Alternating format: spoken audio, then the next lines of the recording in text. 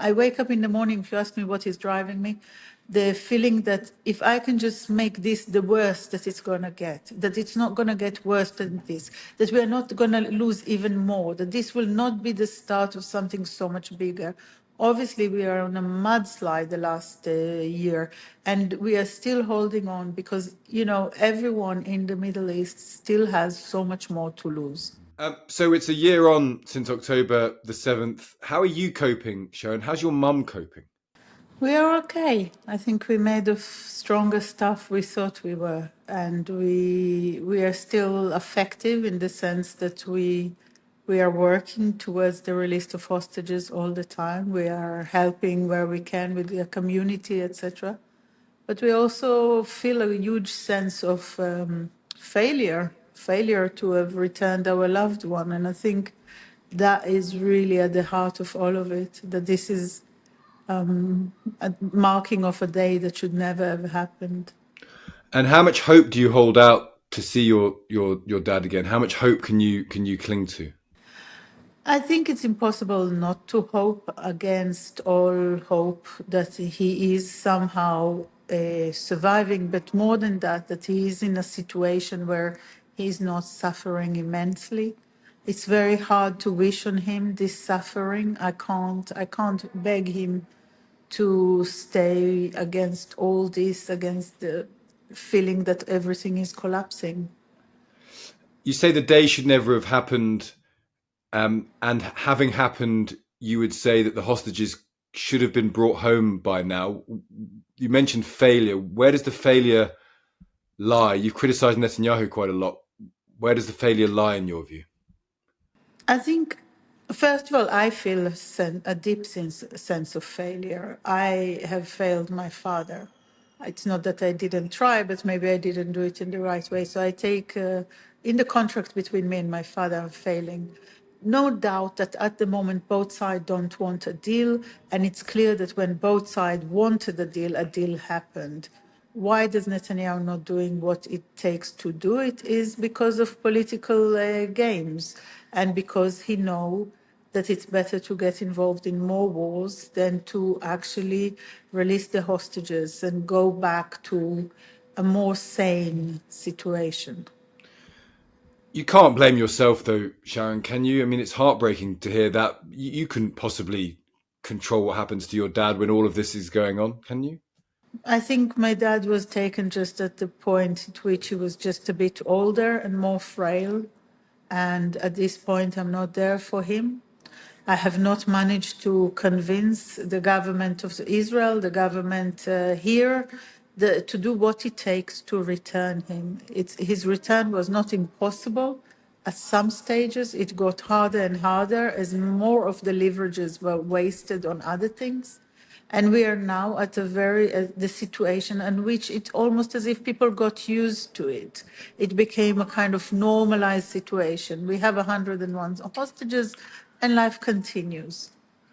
And presumably, people are saying to you as days go by, it's 101 hostages, but we can't be sure they're even alive. And so are they spoken about differently? That are not like they were 6 months or 8 months ago. They're spoken about in a different way by people, I would imagine. I think by the fanatics. I think on both sides there are fanatics, and the fanatics believe in an ideal situation in which Israel is over all of it, or Palestine owns the whole space, and then they are ready to sacrifice, and they're ready to sacrifice their own people. Hamas is continually sacrificing his own people. Israel is engaging in a sacrifice of its hostages at the moment. This is not the majority of people, I believe, not in Gaza and not in Israel. The majority of people in Israel very clearly wants a deal and wants the return of all the hostages.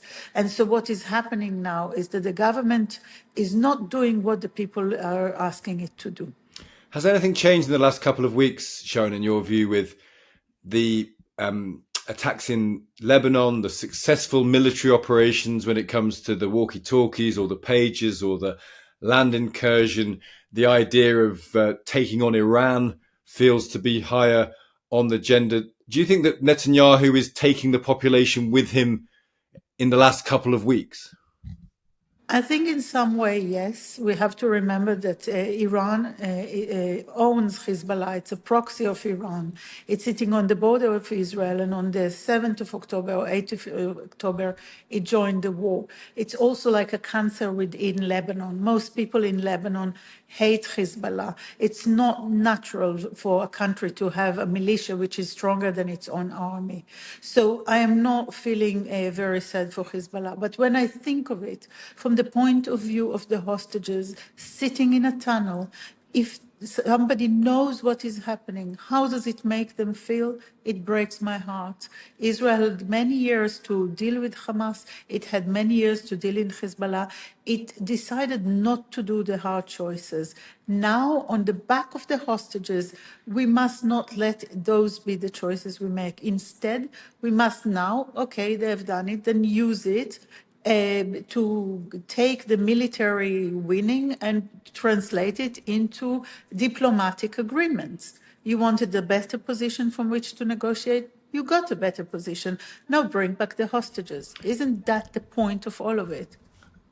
Your parents believe very much in a two-state solution. They spent their lives arguing for it, and they've committed much of themselves to that idea of people living in peace, Palestinians and Israelis living together. Do you feel that is further away than it's been in a long time, or do you still hold out hope? We mentioned that word again in that regard. I'm not a great one for hope. I find that I get up in the morning and I do what I can. And so long as I'm doing, I have faith. I have faith in human being. I have faith that we can find bridges between us.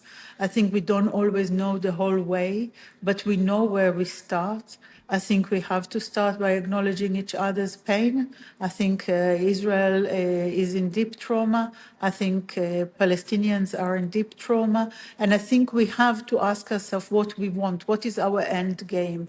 My end game is still two-state solution because I don't see another way in which we will save ourselves from huge bloodshed. You know, I wake up in the morning, if you ask me what is driving me, the feeling that if I can just make this the worst that it's going to get, that it's not going to get worse than this, that we are not going to lose even more, that this will not be the start of something so much bigger.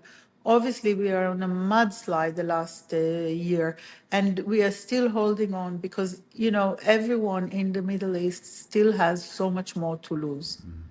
And if you could speak to Netanyahu on this anniversary, what would you say to him? There's nothing to say to him for me. I don't, he's yet to visit my community. He is not able to connect with the emotions and what we are moving. I hope that the Middle East will have better leaders very soon that will help the two nations find a sustainable way of living together. So this is the worst of it. So we can look back at this and say, the hostages came back, Gaza built itself. We reached long-term agreement that allow everybody to live in a sustainable way. And if you could say anything to your dad, what would you say? That what he saw on the day he was taken, which was the destruction of all that he spent a lifetime building, whether it is the community, whether it is bridges with our neighbors, that this is not the last of it, that things will be rebuilt, both the bridges and the community. And that we miss him more than I can even say, that we miss him, and that it's very hard not to be able to hug him and to tell him. And I think older people live often off the love of their family, and to know that he hasn't received this love for so long is very, very hard. Well, bless you, Sharon. We just hope that one day we have a conversation where you're telling us that you've seen and you've hugged your dad again, and everyone listening just would believe that. Thank you for talking to us today. You're welcome. You're welcome. Thank you very much. Good luck with everything.